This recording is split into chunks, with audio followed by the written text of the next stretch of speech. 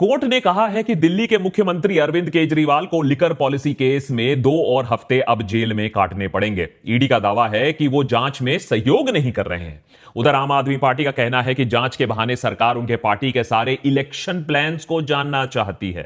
उधर JMM president और farmer Jharkhand chief minister Hemant Soren को भी इलेक्शन से ठीक पहले जेल में डाल दिया गया है। आरोप है money laundering, illegal possession of immovable assets, connections with land mafia.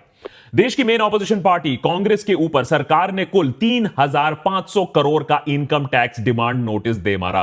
Congress का सर चकराया, उसने कोर्ट का दरवाजा खटखटाया, कहा कि भाई इतने पैसे तो है भी नहीं और इलेक्शन क्या कंगाली में लड़ेंगे। कोर्ट ने अभी इलेक्शन खत्म होने तक आईटी के नोटिसेस को होल्ड पर कर दिया है। फाइनली बंगाल में हर रोज एक नया स्कैम दिखने को मिलता है। कभी चिटफंड स्कैम, कभी एजुकेशन स्कैम, कभी पीडीएस स्कैम, और उससे जब मन नहीं भरता है तो संदेश खाली में महिलाओं के साथ बर्बरता हो जाती है। ममता बनर्जी की छवि हर दिन नीचे गिर रही है। यही कहानी है बाकी की विपक्षी पार्टियों का भी। अब आप nationalist Congress party Sharad Pawar faction ले लीजिए, शिवसेना उद्धव ठाकरे फैक्शन ले लीजिए, समाजवादी पार्टी आरजेडी, सीपीआईएम, सब के सब चोर हैं। और यही मचाए बीजेपी शोर भी कि देखिए ये पूरी की पूरी विपक्ष, ये सब स्कैम टेंटेड है, सबके सब चोर हैं। लेकिन ऐसा कैसे है कि बीजेपी के ऊपर यह सब लालछन नहीं लगते हैं? यह चमत्कार कैसे हो गया कि इंडियन पॉलिटिक्स, जो हम जानते हैं कि करप्शन की दलदल है एक, उसमें से यह कमल का फूल, स्वच्छ और साफ, टाइड वाला साफ कमल का फूल कैसे खिल गया? यह मास्टर स्ट्रोक कैसे बन पाया कि BJP corruption allegation, ED raids और कोर्ट कचहरी से ऊपर सा उठ गया है? यह चमत्कार कैसे हो गया कि एक पार्टी विशेष, जिसे अगर कोई ज्वाइन भी कर लेते हैं तो सारे करप्शन केसेस, सारे पुलिस केसेस 1 सेकंड में धुल जाते हैं? देशभक्त के आज के एपिसोड में जानने की कोशिश करते हैं कि क्या बीजेपी इकलौती ईमानदार पार्टी बची हुई है हमारे देश में, या फिर बाकी पार्टियों की तरह उसका भी दामन बिल्कुल दाग दाग है? या बस यह हो सकता है कि फर्क इतना है कि बीजेपी को एबीसी ईडी, एबीसीबीआई, उसको स्पेलिंग बहुत अच्छी तरीके से आती है। मीडिया तो वैसे में उसकी गोदी में बैठा हुआ है और सुप्रीम कोर्ट से भी इस पार्टी को डर नहीं लगता है। समझते हैं इसका सीक्रेट फॉर्मूला, इसका सीक्रेट सॉस क्या है। लेकिन पहले थोड़ी वोटिंग की प्रैक्टिस कर लीजिए, इलेक्शन आने वाले हैं। सब्सक्राइब बटन पर दबाइए, दबाइए उंगली दबाइए, पीप आवाज आएगी। 10 साल पहले अगर यह स्कैम होता तो 24 घंटे सुर्खियों में रहता। आज आपको गोदी मीडिया इसके बारे में बताएगी भी नहीं। 2G स्कैम आज भी आपको याद होगा, 1 दशक बाद। लेकिन अगर आप मैं स्पेक्ट्रम स्कैम बोलूं तो आप बोलोगे ये क्या है? आपके फोन कॉल्स और मोबाइल डेटा इलेक्ट्रोमैग्नेटिक वेव से चलते हैं, आपको मालूम है। इन वेव्स के स्पेक्ट्रम अलग अलग फ्रीक्वेंसीज में बटे हुए होते हैं। जैसे रेडियो पर अलग अलग चैनल्स होते हैं, उसी तरीके से अलग अलग फ्रीक्वेंसी पर मोबाइल फोन चलते हैं। स्पेक्ट्रम, ये जो स्पेक्ट्रम है, ये एक नेचुरल रिसोर्स होता है, देश की एयरवेव्स का मामला है, और इसकी बिक्री या इसकी लाइसेंसिंग से देश की सरकार को खूब पैसा मिलता है, जो पैसा आप डेवलपमेंटल प्रोजेक्ट्स, विकास पर लगा सकते हो, इंफ्रास्ट्रक्चर पर लगा सकते हो। अब स्पेक्ट्रम एलोकेशन 2 तरीकों से होता है। या तो ऑक्शन होता है, यानी कंपनीज आएंगी, बोली लगाएंगी, जिसकी सबसे ज्यादा बोली होगी उसको स्पेक्ट्रम मिल जाएगा। दूसरा तरीका होता है एडमिनिस्ट्रेटिव एलोकेशन, यानी सरकार कहेगी कि देखिए ये एक स्पेक्ट्रम बैंड है, इसका हमने प्राइस फिक्स कर दिया है, और first come first serve basis पे जो कंपनीज आना चाहती हैं वो आए, और हम उन्हें एक फिक्स्ड फ्रीक्वेंसी दे देंगे। इसी कॉन्टेक्स्ट में 2G स्कैम हुआ था, जिसकी वजह से यूपीए सरकार गिरने में काफी मदद हुई थी ऑपोजिशन को। 2008 में यूपीए सरकार ने एडमिनिस्ट्रेटिव एलोकेशन के माध्यम से कंपनीज को स्पेक्ट्रम बैंड्स बेचे। मकसद यह था कि सस्ते में स्पेक्ट्रम कंपनीज खरीद पाएं और लोगों को एज अ रिजल्ट सस्ते में मोबाइल टेलीफोनी मिल जाए। आप सस्ते में खरीदेंगे, जैसे घर का भी होता है, अगर सस्ते में लैंड खरीदेगा तो बिल्डर सस्ते में घर बना पाएगा आपके लिए। लेकिन 2010 में कैग की एक रिपोर्ट आती है और उनका यह दावा है कि जो स्पेक्ट्रम बैंड्स बेचे गए हैं बहुत कम दाम पर बेचे गए हैं, जिससे कंपनीज को फायदा हुआ है और देश के खजाने को नुकसान हुआ है। कैग ने इतना बड़ा नुकसान का नंबर दिया कि लोगों के सर्किट उड़ गए। 1.76 लाख करोड़ का नुकसान, पूरे पॉलिटिकल सर्कल में उथल पुथल हो गई थी। लेकिन यह एक एस्टिमेटेड नुकसान था, यानी किसी ने लूटा नहीं था। लेकिन अगर ऑक्शन होता, अगर प्रोसेस अलग होता, तो सरकार को इतना पैसा मिलना चाहिए था। यह एक अनुमान था।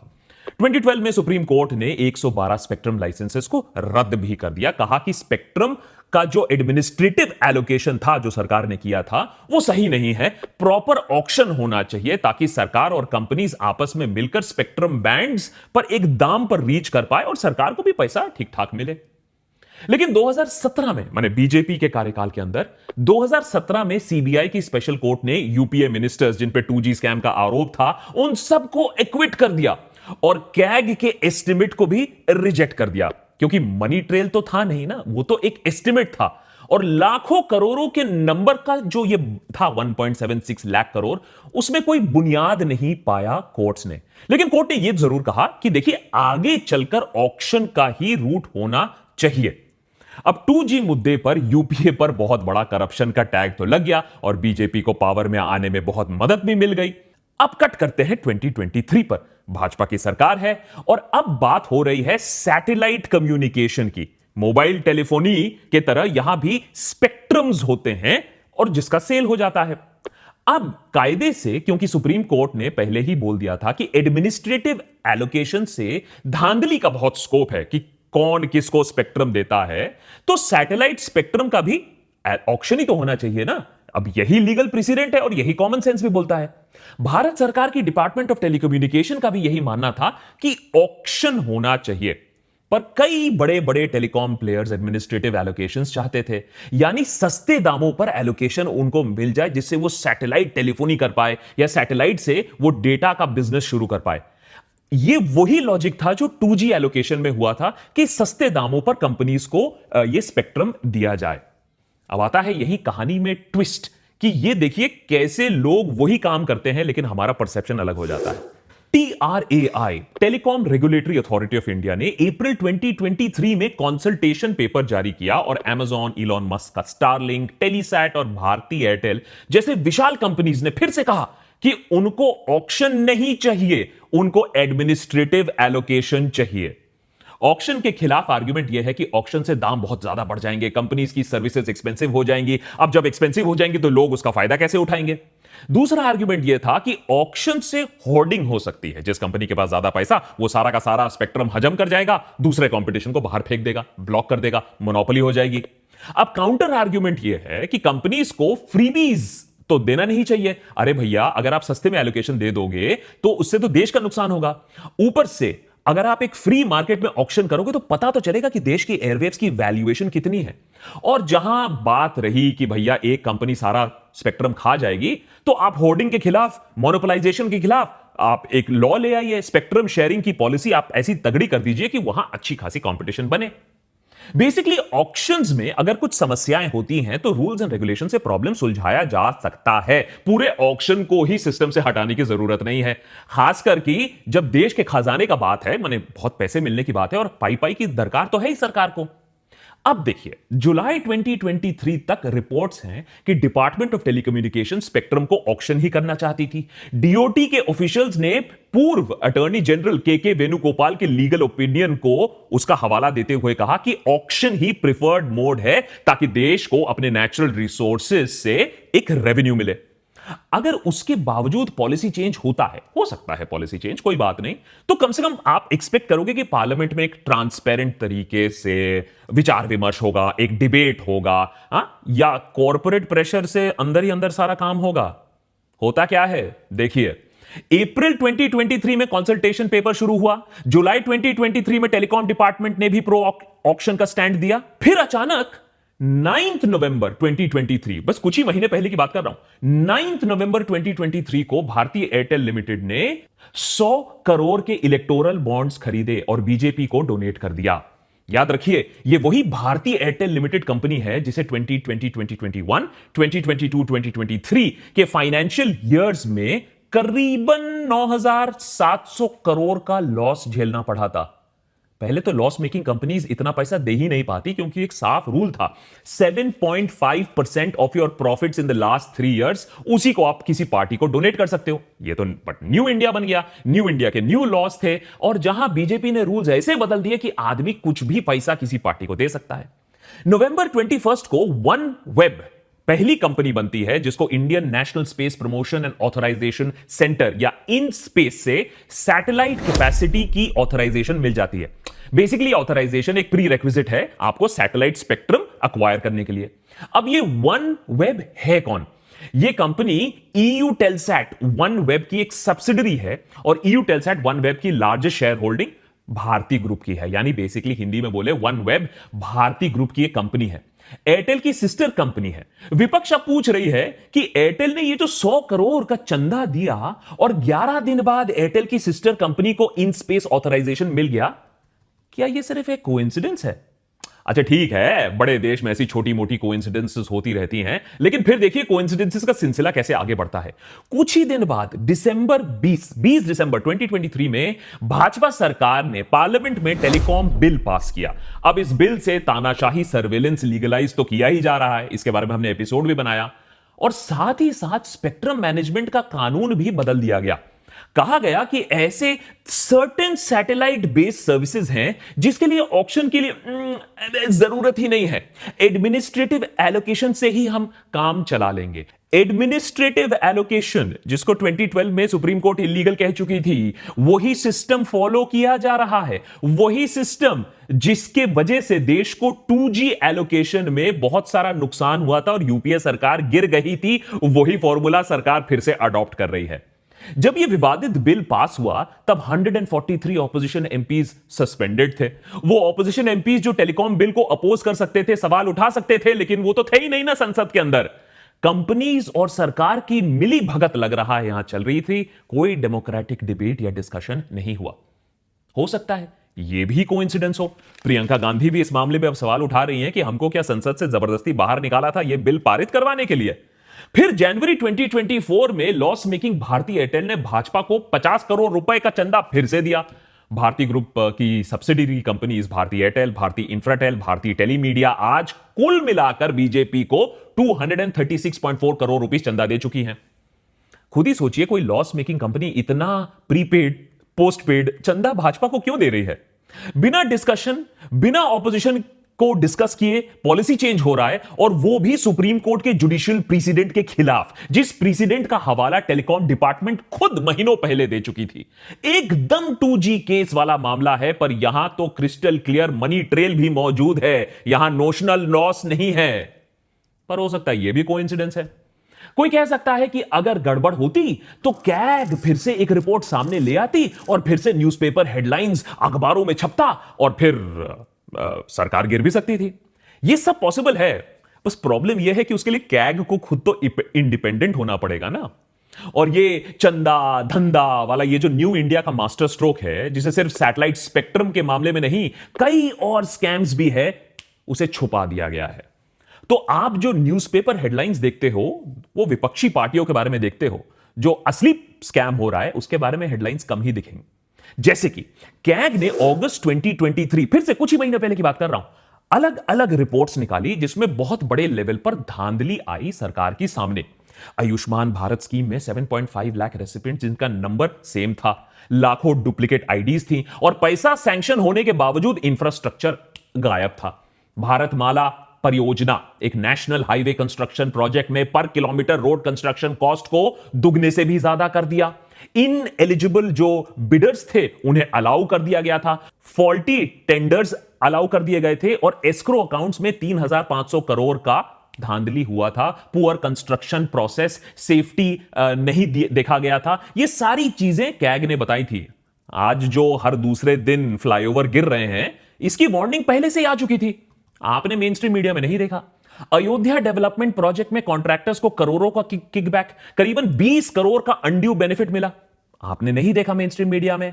कैग ने पता लगाया कि रूरल डेवलपमेंट मिनिस्ट्री ने 57 करोड़ रुपीस जो सीनियर सिटीजंस, विडोज और फिजिकली डिसेबल्ड लोगों के लिए पेंशन के लिए जाना था, उसे डाइवर्ट कर दिया गया, जेब में नहीं डाला गया। उससे करोड़ों रुपए इस्तेमाल करके दूसरे सरकारी योजनाओं का प्रचार किया गया। यानी पेंशन देने की जगह पैसे इस्तेमाल किए गए पीएम मोदी के होर्डिंग्स लगाने में।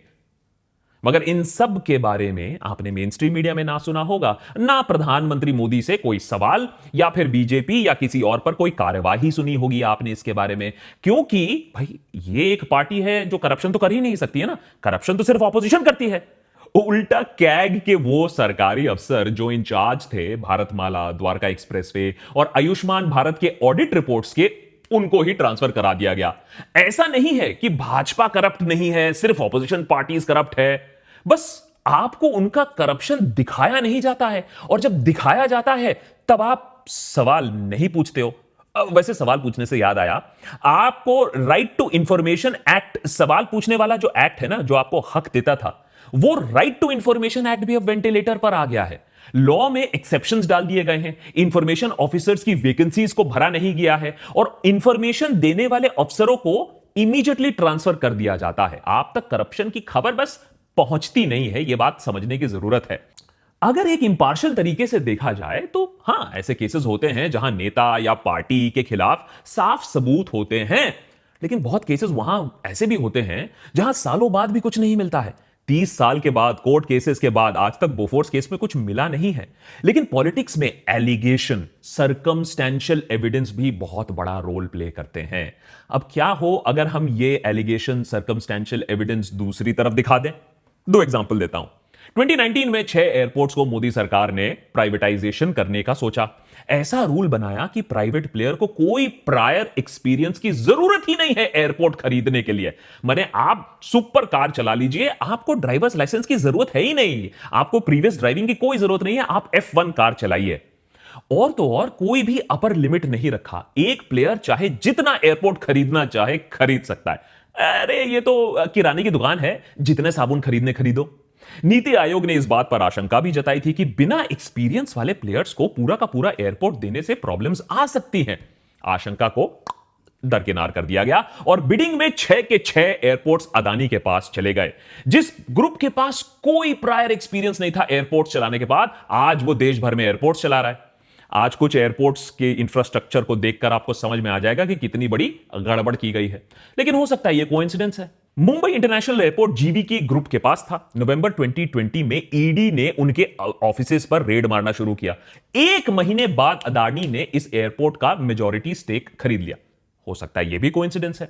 पिछले साल मोदी सरकार ने हासदेव में 3000 करोड़ फॉरेस्ट लैंड में अडानी ग्रुप को कोल माइनिंग की clearance they the. Indian council of forestry research and education and wild life institute of India ने बायोडायवर्सिटी सर्वे करके कहा कि यहां पर कोल एक्सट्रैक्शन नहीं होनी चाहिए, इकोलॉजिकल कॉस्ट बहुत हाई है, लैंड डीजेनरेशन का खतरा है। लेकिन बस वहां तो कुछ भी कह ले, कोई स्टडी कुछ कह ले, इकोलॉजिकल रिपोर्ट कुछ कह ले, आदिवासी लोग 1 साल से प्रोटेस्ट कर रहे हैं कुछ कह ले, अब क्लियरेंस मिली है तो मिली है। हो सकता है ये भी कोइंसिडेंस है। यहां पर एक और कनेक्शन भी बता देते हैं आपको। कोलगेट स्कैम याद है कि कोल माइनिंग में ऐसी पब्लिक प्राइवेट पार्टनरशिप हो रही थी जिसमें फायदा पूरा प्राइवेट प्लेयर्स को मिल रहा था और नुकसान पब्लिक या सरकार का। 2014 में सुप्रीम कोर्ट ने ऐसे कॉन्ट्रैक्ट्स रद्द कर दिए गए, कहा कि कोल ब्लॉक्स का रीएलोकेशन हो। पर अडानी और राजस्थान सरकार में जो पार्टनरशिप 2007 में साइन की गई थी, वो 2014 में जो रद्द की जानी थी वो रद्द नहीं हुई। आज भी वही पार्टनरशिप चल रही है। कैरावैन मैगजीन के एक इन्वेस्टिगेटिव रिपोर्ट के मुताबिक अडानी ग्रुप ने हजारों करोड़ों का नाजायज फायदा उठाया है और सरकार को महंगे में कोल खरीदना पड़ा है। कह लीजिए कोलगेट 2.0, लेकिन आपको इसके बारे में पता ही नहीं है। और अभी तो हम इलेक्टोरल बॉन्ड्स तक पहुंचे ही नहीं, जो शायद हमारी देश की हिस्ट्री में सबसे बड़ा मनी लॉन्ड्रिंग और करप्शन स्कीम था, जिसके तहत चंदा दो धंधा लो चल रहा था। लेकिन वो तो एक्सपेक्टेड था। जो हमें अब समझ में आ रहा है कि फिरौती फुल ऑन चल रही थी। पूरे के पूरे एपिसोड्स बना के रखें, देख लीजिएगा। पर यहां एक केस में आपको ईडी नजर नहीं आएगा, क्योंकि ईडी तो शरद चंद्र रेड्डी के गवाही के चलते केजरीवाल को जेल में रखने में बिजी है। जिस ईडी को यह नहीं दिखा कि रेड्डी ने केजरीवाल के खिलाफ गवाही देने के बाद बीजेपी को 25 करोड़ रुपए दिए, इन टोटल 50 करोड़ रुपए अरविंदो फार्मा ने दिया, लेकिन वहां ईडी को कोई मनी ट्रेल नहीं दिखता है।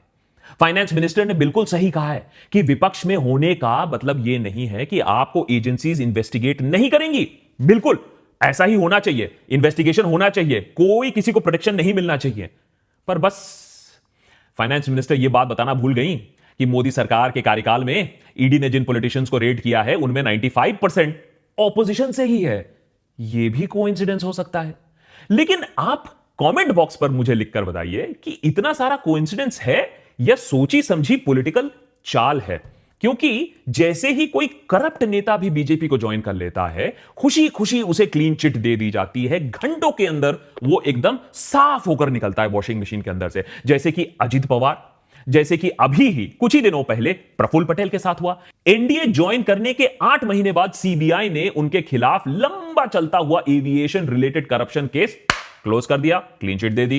पीएम मोदी ने कहा था कि एनसीपी के घोटालों का मीटर डाउन नहीं होता है, पर जब एनसीपी के नेता बीजेपी ज्वाइन कर लेते हैं तो मीटर डाउन हो जाता है। पीएम मोदी कहते हैं जेडीएस एक परिवार, एक प्राइवेट लिमिटेड कंपनी है, लेकिन वही प्राइवेट लिमिटेड कंपनी जब मोदी के साथ हाथ मिला देती है तब वो अच्छी पॉलिटिकल पार्टी बन जाती है। शुवेंदु अधिकारी टीएमसी सरकार में मिनिस्टर थे, नारदा स्टिंग ऑपरेशन केस में रिश्वत लेते हुए पकड़े गए थे, ईडी का समन था, लेकिन 2020 में बीजेपी में एडमिशन मिल गई तो सब ठीक है। Farmer Maharashtra chief minister Congress के अशोक चव्हाण आदर्श हाउसिंग सोसाइटी स्कैम के आरोप में फंसे हुए थे। मोदी ने खुद लगाए थे यह आरोप। 2024 में बीजेपी में एडमिशन मिल जाता है, सब चंगासी। कर्नाटका के जनार्दन रेड्डी 16,000 करोड़ के माइनिंग स्कैम का केस, मार्च में बीजेपी में एडमिशन। जल्द ही इनको भी वॉशिंग मशीन एकदम साफ सुथरा बना देगा मित्रों। मोदी का परिवार काफी विशाल है, कितने भी करप्ट पॉलिटिशियंस को अकोमोडेट वो कर सकता है। निर्मला सीतारमन ने तो खुद ये कहा है, एवरीवन इज वेलकम। इसमें कोई गुस्सा नहीं आता है।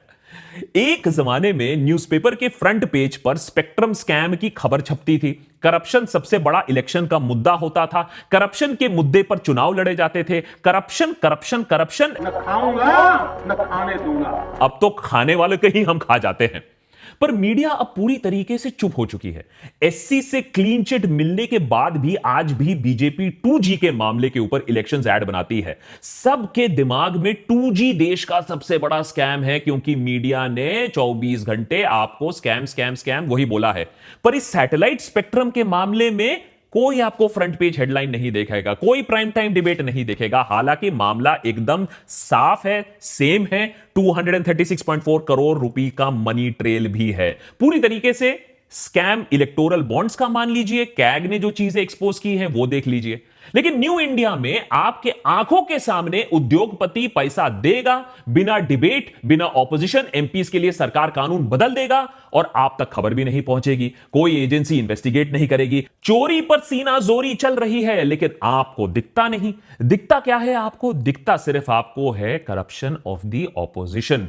यहां कोई देशभक्त पर नहीं बोल रहा है कि ऑपोजिशन दूध से धुला हुआ है, उनके अगेंस्ट कार्रवाई जरूर होनी चाहिए। लेकिन सोच के देखिए कि ये जो कार्रवाई हो रही है ताबड़तोड़ तरीके से इलेक्शन से ठीक पहले, और अब तो ड्यूरिंग इलेक्शन अगर सारी ऑपोजिशन जेल में ही रहेगी या टैक्स केस लड़ती रहेगी तो काहे का इलेक्शन और काहे की वोटिंग और काहे की कैंपेनिंग। और जहां तक रही जो पार्टी इतनी साफ सुथरी हो गई है, करप्शन से आगे बढ़ चुकी है, वो करप्शन से आगे कैसे बढ़ी? कम से कम यह समझ लीजिए कि हमाम में सभी नंगे हैं।